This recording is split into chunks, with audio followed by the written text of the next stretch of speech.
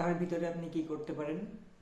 আপনি যদি চিন্তা করেন যে আমি একটা জায়গাতে বসেই ইনকাম করব, কিভাবে সম্ভব?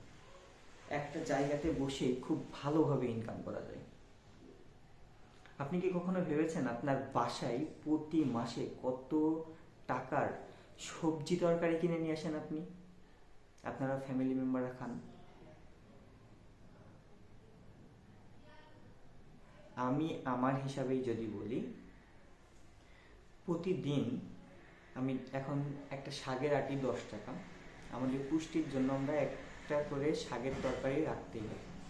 শাকের আপনার চচ্চড়ি হোক, ভাজি হোক, শাক আপনার হচ্ছে শাক যেভাবে প্রসেসিং করে রান্না করা হয় শুকনো করে, সেটা হোক, একটা করে তরকারি থাকেই। 10 টাকা করে যদি হয়, মাসে কিন্তু 300 টাকা। আপনার যদি ছোট একটা ছাদ বাগান অথবা যদি গ্রামে থাকেন, গ্রামে যদি একটা সবজি বাগান থাকে, প্রতিদিন এক আটি করে শাক উঠাচ্ছেন, 300 টাকা মাসে ইনকাম হচ্ছে। আপনি যদি বাসায় বসে থাকেন, এই 300 টাকা আপনার বাইরে থেকে যে ইনকামটা আসতেছে সেটা থেকে এটা খরচ হবে। তারপরে দেখেন, একটা তরকারি লাগে, যে কোনো একটা ছোটদা একটা তরকারি লাগে। তরকারির ভিতরে কি লাউ আছে, ফুলকপি আছে, বিভিন্ন রকমের তরকারি আছে। আপনি মাসে 30টা দিন হিসাব করে আপনি যদি একটা সিম গাছ, একটা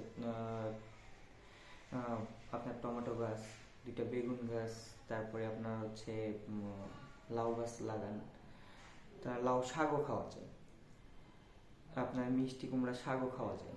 তো এই যে শাকগুলা, এই যে ভিটামিনগুলো আপনি বাসায় যখন আমি যখন শাক কিনতে যাই বাজারে, তখন আমি একটা জিনিস ফলো করি যে শাকে কিন্তু আসলে প্রতিনিয়ত পানি ছিটাইতে থাকে।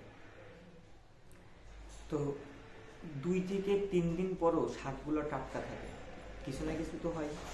সেটা বাইরে যাচ্ছি, সেটা পাই, কিন্তু সেটা খাওয়ার পরেও কিন্তু আমার কি করতে হচ্ছে, বাসায় এত পুষ্টিকর খাবার শাকসবজি কিনে আনার পরও আমাকে কিন্তু হচ্ছে কি করতে হচ্ছে, গ্যাসের ওষুধ কেনা লাগতেছে, মাথা ব্যথার ওষুধ কেনা লাগতেছে।